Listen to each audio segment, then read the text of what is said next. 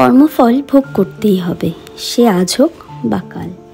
ভালো করলে ভালো হবে আর খারাপ করলে খারাপ।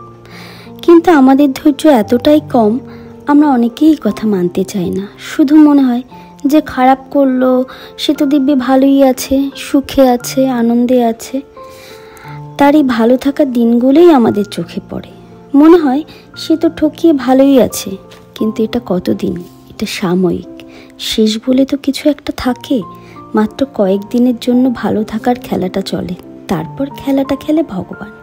আপনাকে বলবো, কারো খারাপ দিন দেখার জন্য অপেক্ষা করবেন না। তার খারাপ হবে কি না হবে ভেবে মন খারাপও করবেন না। ওটা ঈশ্বরের হাতে ছেড়ে দিন। আপনি আপনার কাজ করুন আর ঈশ্বর ঈশ্বরের কাজই করবে। দাঁড়িপাল্লা হাতে তিনি বসে আছেন। কারো খারাপ চাওয়ার আপনি আমি কেউ নয়। মনে এমন চিন্তা রাখলে ঈশ্বরের পাল্লাতে আপনারও খারাপটা ধরা পড়বে। ভালো চিন্তা করুন। অন্যের জন্য বলছি না, নিজের জন্য করুন। ধৈর্য ধরুন, বিশ্বাস রাখুন, দেখবেন একদিন সব ভালো হয়ে গেছে। কথাই তো আছে, সবুরে মেওয়া ফলে। পাশার দান কখন যে কোন দিকে ঘুরে যাবে তা কেউ জানে না। তাই ভালো করলে ভালো আর খারাপ করলে খারাপ হবেই। যে যেমন কর্ম করবে সে তেমনই ফল ভোগ করবে। অকৃতজ্ঞ, প্রতারক, ঠকবাজকে ঈশ্বর কখনোই ক্ষমা করেন না। হয়তো তিনি ছাড় দেন, কিন্তু ছেড়ে দেন না।